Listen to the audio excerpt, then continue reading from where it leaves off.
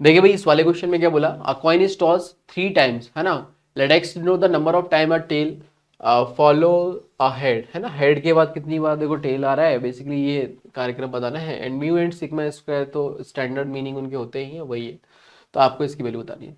तो पहले तो आप देखो जब 3 बार कॉइन को टॉस करोगे तो जो भी आउटकम आ रहे हैं, है ना, उनको को बना लेते, फिर उसका देख लेते भाई कितनी बार कैसा ऐसा स्थिति उत्पन्न हो रही है। तो उसको लिखने का सबसे अच्छा तरीका होता है कि भाई 4 बार पहले आप हेड हेड हेड लिख दो, फिर टेल टेल टेल लिख दो। उसके बाद में देखो कि आप 2 बार लिख दो, head head tail tail head head tail tail, और फिर उसके बाद ऑल्टरनेट कर दो। तो ऐसा लिखने से क्या होता है, सारे आउटकम जो है वो आपके सामने लिस्ट हो जाते हैं। अब जैसे इसमें देखें कि भाई इसमें कितनी बार हेड के बाद टेल आ रहा है, तो इसमें तो एक भी बार नहीं आ रहा, तो 0। इसमें कितनी बार आ रहा है हेड के बाद टेल, तो एक बार आ रहा है। इसमें देखोगे हेड के बाद टेल एक बार आ रहा है। इसमें देखोगे हेड के बाद टेल तो एक बार आ रहा है। इसमें देखोगे हेड के बाद टेल 0 बार आ रहा है। इसमें देखोगे हेड के बाद टेल तो एक बार आ रहा है। इसमें देखोगे हेड के बाद 0 बार आ रहा है। इसमें देखोगे तो 0।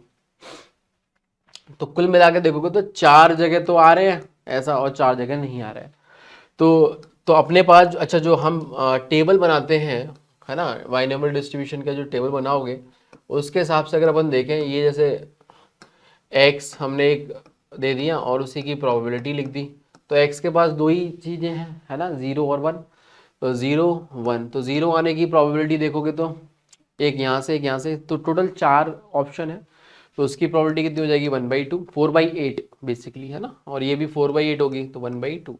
तो इनकी प्रोबेबिलिटी निकला है। अब बड़ा सिंपल सा सवाल ये अपना हो जाता है, म्यू मीन निकालोगे वो कितना आता है, sigma of x I into P x, है ना, ठीक है। तो ये आ जाएगा कितना, 0 इंटू उसकी प्रोबेबिलिटी कितनी है, 1/2 प्लस ऐसे ही 1 इंटू 1/2, तो ये तो आ गया कितना, हाफ।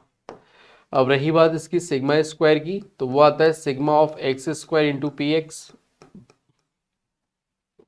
ठीक है ना, माइनस का म्यू स्क्वायर, ठीक। ये देखो स्क्वायर का मीन फॉर्मूला याद होगा आपको, है ना, ये फॉर्मूला देखो बनता है। तो यहाँ से देखोगे एक्स स्क्वायर मतलब 0 का स्क्वायर इंटू 1/2 आ जाएगा, तो वो तो बेसिकली ये फ्रीक्वेंसी की तरह काम करता है। अगर आपको स्टैट्स का ही फॉर्मूला याद है, उसको कन्वर्ट करना भी आपको बताया गया था ताकि वो याद बना रहे, है ना। तो ये अपने पास कितना आ जाएगा, 0 का स्क्वायर इंटू 1/2, तो वो तो 0 हो गया, प्लस उसके बाद आएगा 1 का स्क्वायर इंटू 1/2, तो ये आ गया 1/2 माइनस 1/4, है ना। तो ये फाइनली आ गया कितना, 1/4। तो सिग्मा स्क्वायर 1/4 हो गया, और ये तो 64 इंटू ये आ गया हाफ प्लस 1/4, 64 से मल्टीप्लाई कर देते तो ये आ गया 32 प्लस 16 चौका 64, 16 तिया 48, तो 48 अपना आंसर आ जाएगा, जो कि थर्ड ऑप्शन है।